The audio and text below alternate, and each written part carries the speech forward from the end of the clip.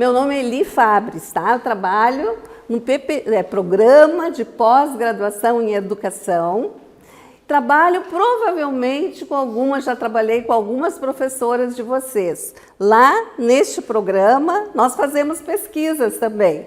Mas fazemos pesquisa estudando como se aprende, como se ensina. Eu trabalho com um laboratório de docências. E as professoras vêm lá discutir como é que se dão as suas aulas, como é que pode ser diferente as aulas. Elas refletem e criam outros tipos de aula. Tá? É isso que eu venho fazendo. E eu sou apaixonada pelo que eu faço. Eu gosto muito de estar com os professores e porque eles trazem questões de vocês. Como é que vocês gostam de aprender, como é que vocês, jovens e crianças, né? Nós temos grupos desde professores da educação infantil, anos iniciais, anos finais, e até os anos finais do ensino fundamental. Vocês estão no ensino médio, 7º, 8º, 9º?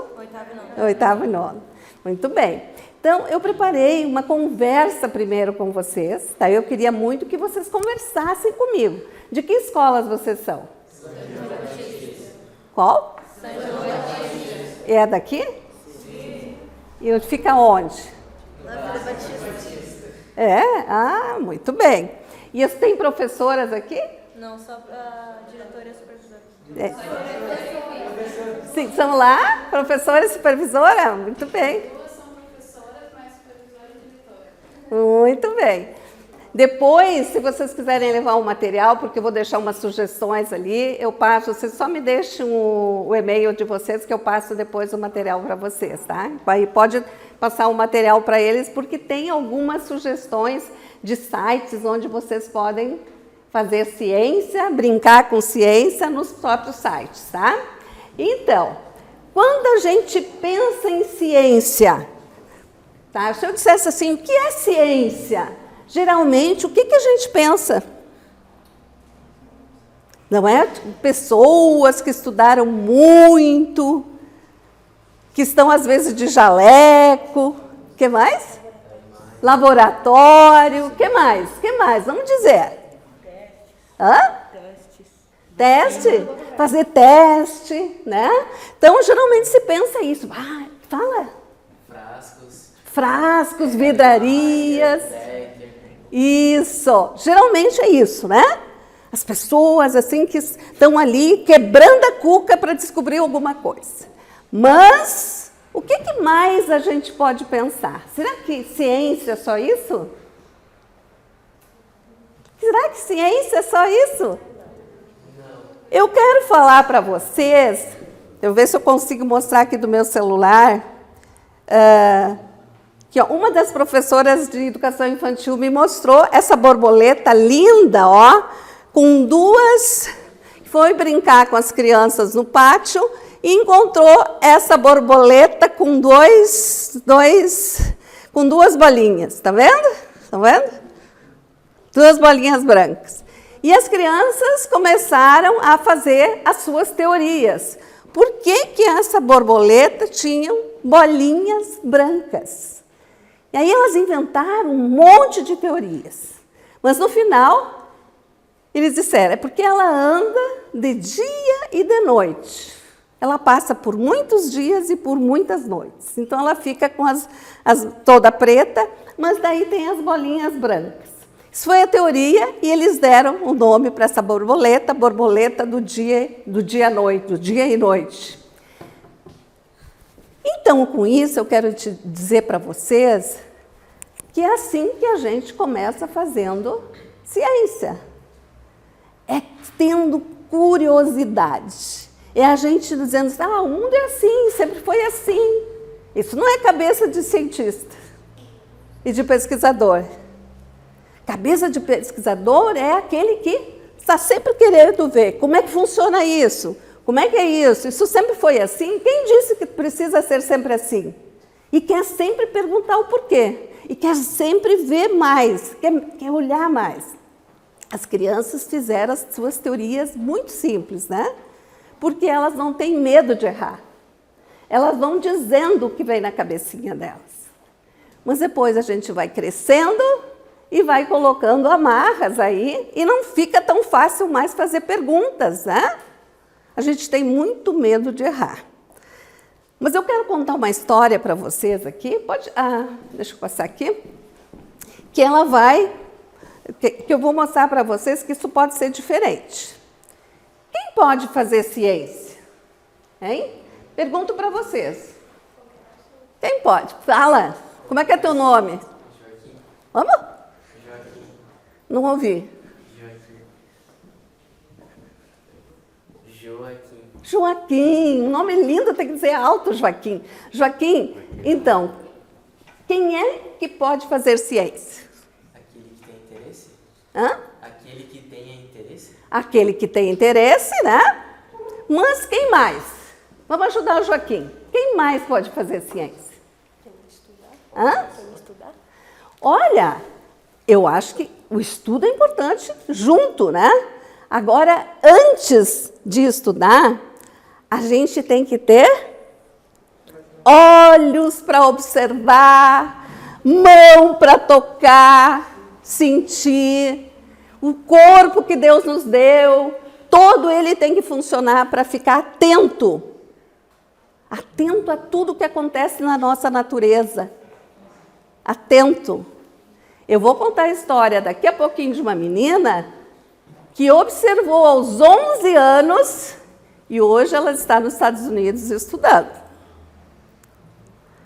Aos 11 anos ela fez uma observação que a tocou.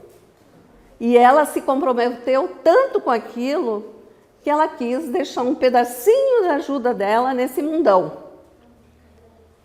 11 anos a menininha tinha. Essas crianças que estão aprendendo a fazer ciência e fazer teorias bem cedo, e lógico que não ficaram nessas aí. Isso foi a primeira observação, as primeiras teorias. Agora eles vão estudar com a professora para ver até onde eles podem descobrir coisas e verdades que a ciência já tem sobre as borboletas.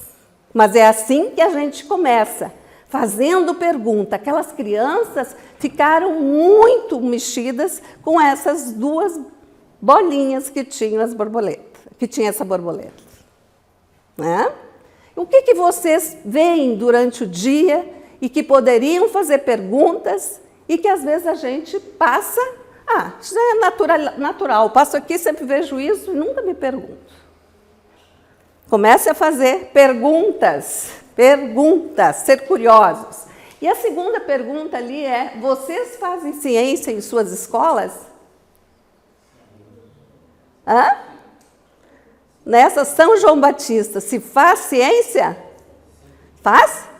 Quando e como? Me conta um pouquinho, querida. Como é que é teu nome? Gabriela? Gabriela. A gente faz bastante, tem um jardim, né? Às vezes a gente mexe lá, a gente faz umas coisas, a gente cuida, a gente mexe, a gente vê bichos também lá. Vê bichinhos? Tem um sapo lá também que todo mundo já viu ele. Todo mundo já se perguntou alguma coisa sobre ele. Sobre o sapo. Olha, temos aí já perguntas, dúvidas. Isso é atitude investigativa. É assim que começa a ciência. Se a gente não se fizer perguntas, não tem ciência.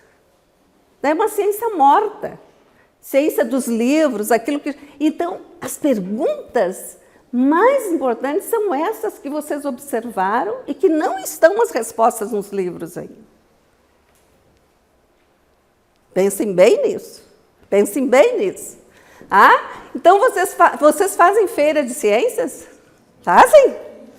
E nesses dias das feiras, antes das feiras, como é que vocês se preparam para essa feira? Como é que vocês se organizam? Como é que são os trabalhos de ciência?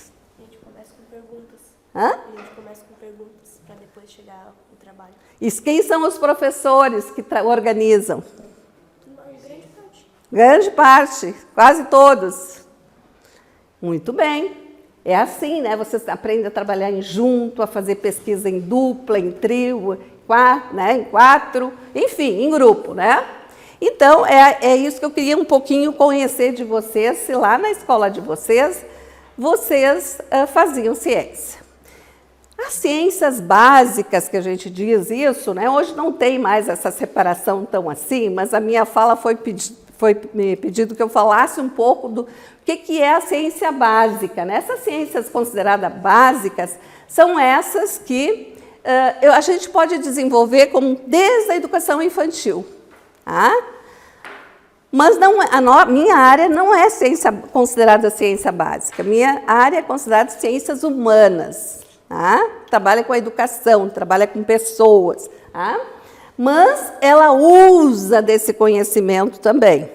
Tá? Então, é aquela que está no nosso dia a dia, que está para que a gente possa melhorar e entender a natureza. Mas não para a gente ficar só na natureza. Para a gente poder fazer tecnologias a partir desses conhecimentos. De fazer novas formas de ser, novas formas de viver, novas formas de ensinar, novas formas de estar com o outro, de se comunicar. Por exemplo, lembrem da pandemia. Se nós não tivéssemos internet, se nós não tivéssemos o celular, né, quanta coisa nós teríamos sido limitados a fazer. Né? Pensem se essa pandemia fosse há muitos e muitos anos atrás. Né? Então, são pesquisas que ajudam lá na sala de aula de vocês terem aulas mais interessantes, mais científicas, mais conteúdo para se preparar para o vestibular, né? Para a vida de vocês. Então, esse é o tipo, né? A física, a química, a biologia, a matemática, a astronomia, a geologia, são formas de ciências básicas. Então, a partir delas é que as disciplinas, né, que vocês estudam na educação básica possibilitam que vocês façam ciência. Aquilo que vocês misturam lá, às vezes como combinações químicas. É isso que vocês estudam o que acontece no nosso corpo, quando vocês estão estudando o metabolismo. Porque quando a gente come feijão, arroz, a gente não vira feijão e arroz, né? Aquilo se transforma, né, em energia para a gente. E isso tudo é ciência, entender como é que a gente comeu e não vira aquilo. A gente vira outra coisa, a gente vira humano, né? Então, é a ciência que vai explicando isso. Então, além disso, essas pesquisas produzem conhecimentos que a gente vai dizer assim para um outro tipo de ciência, a ciência aplicada, né? Que é a medicina, a informática, a engenharia, né? Enfim, essas divisões, só para vocês entenderem que tem umas que são aplicadas, outras que produzem esse conhecimento a partir da natureza, e criam, e eu vou dizer agora o que geralmente se cria a partir dessas ciências. Então, essas ciências básicas, ela contribui para a melhoria da qualidade do ensino, por exemplo, o ensino de vocês, o ensino que eu desenvolvo no PPG, mas principalmente o ensino de ciências nas escolas e nas universidades, e no desenvolvimento de novas metodologias, né, formas de ensinar e tecnologias educacionais. E aí, o como? Por exemplo, os currículos das escolas. Quando um professor vai fazer licenciatura em ciências biológicas, ele aprende para levar para a escola aquilo que é preciso contemporaneamente ser ensinado aos alunos em ciências biológicas. Por isso, a importância dessa pesquisa, né? Depois, nós temos materiais didáticos, né? Muitos materiais didáticos. Estão vendo ali braille para os alunos que precisam, têm deficiência visual e aprendem tocando, né? E todo um material, um laboratório que existe para o braille. nessa comunicação. Próprios vídeos, os próprios livros didáticos, globos, tecnologia como computadores, né? Enfim, notes lá sobre aquela mesa. Então, todo esse tipo de comunicação diferente também é produzido por essa ciência. Nós não chegamos nisso sem as pesquisas. Tá? Materiais didáticos aqui, a lousa. Vocês têm lousa essa interativa? Tem, né? Então, eu sei que vocês é escola municipal? Escola municipal, todas ganharam lousas interativas.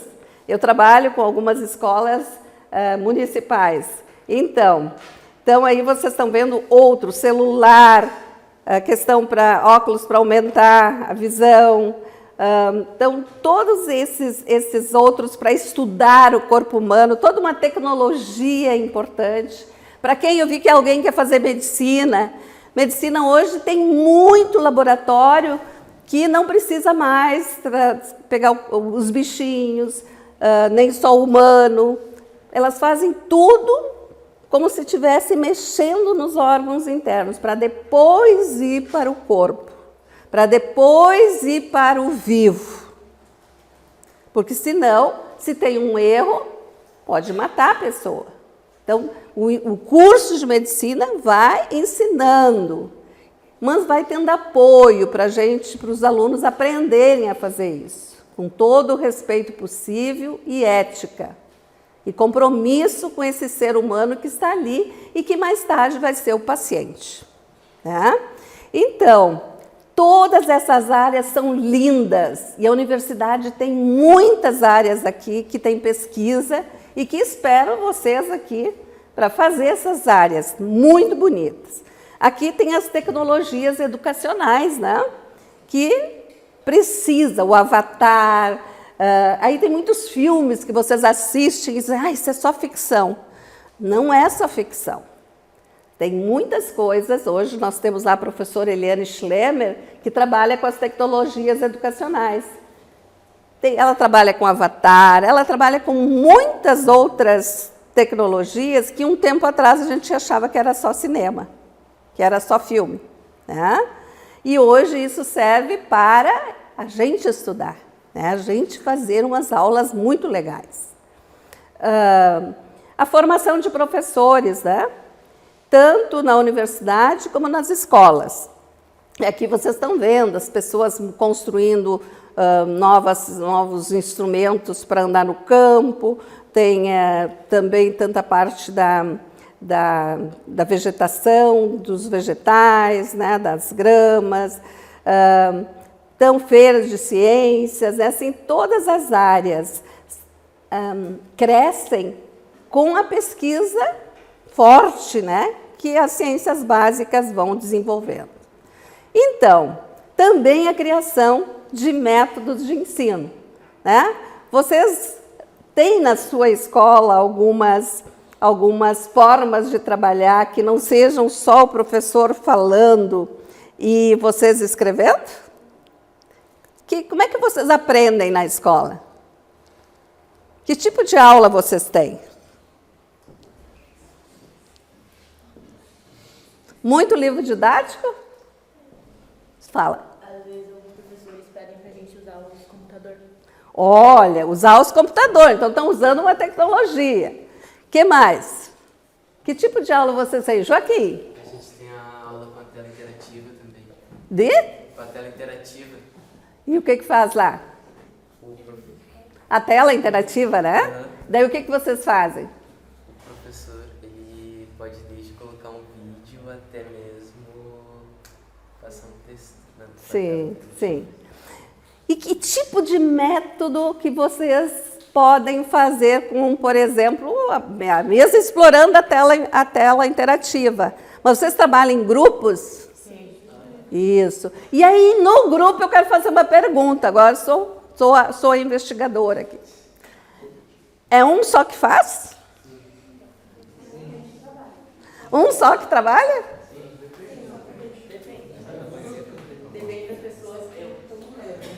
Aqui na universidade, eu vou dizer para vocês que eu também trabalho na graduação, que é um belo trabalho que a gente tem que fazer.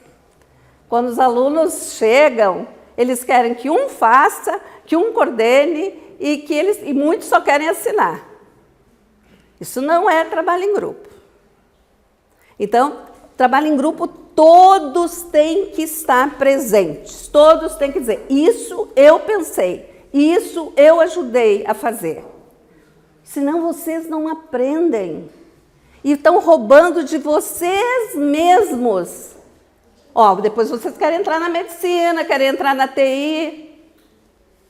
E aí? Se vocês não colocarem assim, eu quero ajudar, não, tu não vai fazer sozinho, não.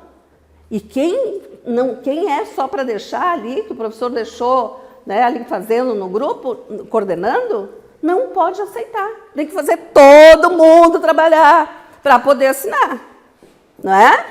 Não é assim, professora? Eu ia mesmo comentar, professora Eli, eu não deve ter tantas aulas por aí, né, mas eu me formei aqui na Unicino, a senhora foi uma minha professora. Gente, eu não quero falar nada. E de várias colegas minhas lá também. Eu ia mesmo comentar com eles que nós nem sabíamos o tema aqui, mas exatamente o que eles precisavam ouvir. Porque a dificuldade maior dele, principalmente nessa faixa etária, né, é eles entenderem isso, porque eles têm toda a tecnologia disponível para eles. E eles não entendem, mas quando a gente entra na faculdade, é que a gente vai entender, era necessário. E não tem, professor de faculdade enxerga longe quando o aluno não faz o trabalho. Mas lógico, a gente tem... Não existe só botar o nome lá, gente. E por isso que nós insistimos com vocês. Aprendam aqui enquanto aprendem, porque depois vocês vão prontos. Aproveitem a oportunidade. Queiram ser o melhor que vocês puderem. Gente, é tão bonito estudar. Eu tenho uma netinha agora ela fez 8 aninhos. Mas ela sempre brilha o olho para falar do que ela aprende. Esses dias eu perguntando para ela, porque ela faz patinação. Disse assim, mas não está muito cansativo, essas competições, tu vai até tarde da noite, não está muito cansada? Será que tu não está fazendo demais? Vó, eu amo isso. É a coisa que eu amo na vida.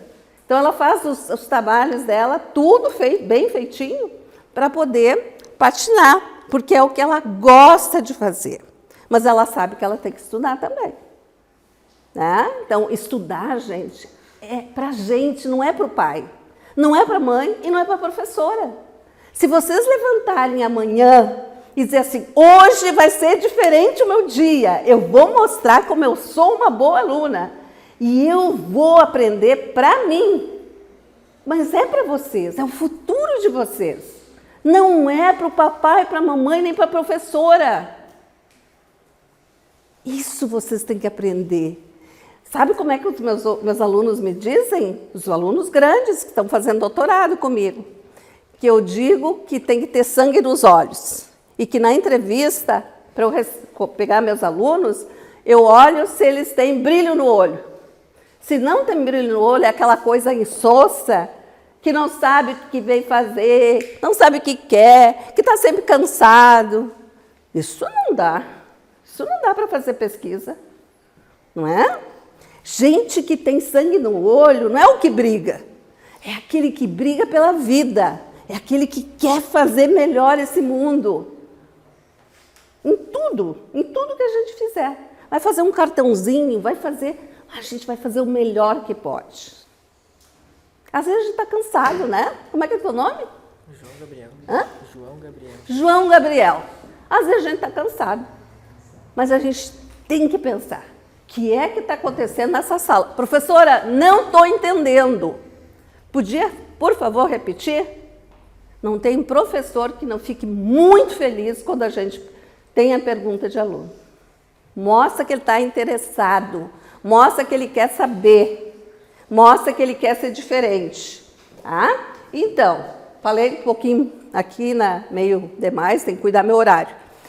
Só para dizer para vocês que a pesquisa educacional, então, ela não faz parte, mas ela lida com o humano. Ela lida com isso que vocês viram aqui. É fazer com que a pessoa também se coloque no mundo. Um mundo que precisa de educação, mas uma educação com humanidade. Né? A tela é boa se a gente souber explorar. A gente não precisa dizer que é demoníaco o celular, computador. Mas eu tenho que saber quando. E tem ciência, tem museus, tem coisas muito lindas que não são esse lixo das redes sociais. Porque tem muito lixo, gente, e tem coisa perigosa na internet. Então, assim, não é tudo que a gente tem que botar na nossa cabecinha. Tem alguns países, inclusive, que estão revendo a quantidade de horas possíveis de ficar na tela. Né? Então, a gente tem que ter muito cuidado com isso. Então, ali eu coloquei ciências biológicas, educação em ciências, tem ensino de ciência, tem alguns cursos que... E na Unicinos nós temos várias áreas, várias escolas. Eu convido vocês a entrar no site, olhar para os sites, namorar o curso que vocês querem, e aí pedir para a professora, vamos fazer um contato com a Unicinos e vamos lá conhecer esse curso? Nós vamos receber vocês. Tá? Então, assim, tem que vocês namorar o site, tá? Conhecer bem o site. E aí pensar que curso vocês... Nós temos o Unicinos Conecta todo ano. Então, aqui é muito importante vocês virem para o Unicinos Conecta. Tá? Então, botem um calendário lá, fala para a diretora. Esse ano já foi e a próxima oportunidade é o Start, que vai acontecer lá em Porto Alegre. Isso! Então, eu disse que eu ia contar uma historinha para vocês. A primeira da menininha, né, lá, das teorias da educação infantil. E agora eu quero contar de uma menina que aos 11 anos, né, mas antes disso eu queria dizer que se vocês começarem agora a praticar o conhecimento científico, a entrar nesse mundo da ciência, vocês terão um futuro que talvez não seja exatamente aquela pergunta que vocês fizeram hoje ou amanhã, numa coisa que vocês querem mudar no mundo. Mas ela pode se transformar, mas uma coisa vocês podem ter certeza, vocês vão querer viver no mundo da ciência. Tá? Eu vou mostrar para vocês. Esta é o nome da Raíssa, é o nome de uma menina, que é uma brasileira que criou esponja capaz de sugar petróleo. E aí lá, quando fizeram essa entrevista, ela dizia que ela lamentava a nova tragédia que tinha ocorrido agora no Nordeste. Aí vou mostrar para vocês a segunda, que é esse manchas aparecem em Salvador e Nordeste, e tem poluída por óleo, né? Então era já a 8ª capital poluída por óleo.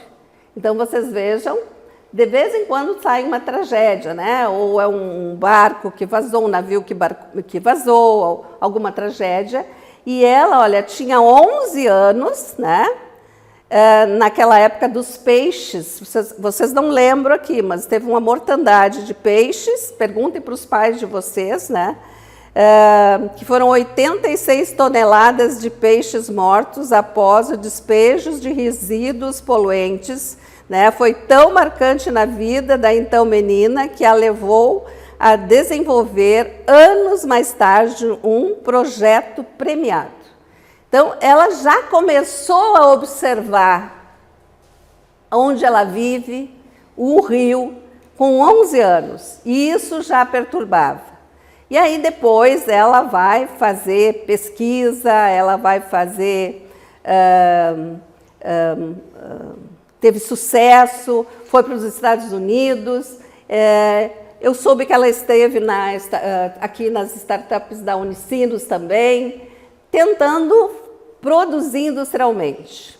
Mas ela disse que ainda, né, é bem difícil, né, mas foi nesta época que ela percebeu que eu vou mostrar agora um pouquinho de voltar para trás aqui, se eu não conseguir eu vou pedir ajuda, porque aqui, ó, aqui, ela estudou na Escola Técnica Liberato de Novo Hamburgo, que fazem muitas pesquisas e agora estão na pré-Mostratec, eles logo vão ter a Mostratec, que selecionam, né, todas as feiras e tem gente que ganha lá o passaporte para apresentar na Mostratec. Então, vamos ver aqui. Nosso projeto é mais membrana de absorção seletiva e consiste no desenvolvimento de uma membrana altamente hidrofóbica, porosa, a partir de mineral, que é o criptomelano. Ela tem como principal característica a capacidade de ser porosa, ou seja, de absorver líquidos, principalmente líquidos apolares. Então, para derramamentos de óleo, principalmente, ou petróleo. Essa membrana ela tem um alto poder de absorção, sendo que ela pode absorver de 8 a 15 vezes seu próprio volume, ou seja, 1 centímetro cúbico dessa membrana pode absorver até 15 centímetros cúbicos de óleo. E esse óleo ainda pode ser reaproveitado através do sistema de destilação. Tu pode reutilizar esse óleo e essa membrana também pode ser reutilizada. Então, tu diminui o impacto ambiental e também o custo das empresas que tiveram seu óleo derramado. A menina teve a primeira observação em algo que tocou aos 11 anos, quando ela viu o rio Taquari aqui cheio de peixes mortos. E ela leva isso para o projeto e tenta criar estudar isso, estudar muito, olha aí, ó, estudar muito, para produzir algo que pudesse, se vazar óleo, essa membrana absorver. Então ela tentou, ela criou, deu tudo certo, agora está na fase de procurar indústria para... E ela disse que ela foi muitas, isso que eu queria dizer, muitas feiras. Tem um outro videozinho que daí é de uma outra menina também, mas ela também conta. Tem no TED, uma menina que também estudou na Liberato, e que assim, não é na primeira vez que a gente vai numa feira que a gente ganha prêmio. Ela disse que ela foi muitas, até começar a ganhar prêmios e poder ir para outros lugares. Ela não exatamente está fazendo, ela deixou em stand-by, está trabalhando para que seja industrializado, mas ela, com isso, com todo o estudo, com toda a participação nas feiras, ela ganhou prêmios e, por isso, ela contou bônus para ela ser aprovada e estudar psicologia e neurociência em Yale, no estado americano de Connecticut, onde vive há 3 anos. Foi todo um processo de perseverança, a pesquisa com certeza ajudou com que, ela diz, eu fosse aceita na universidade.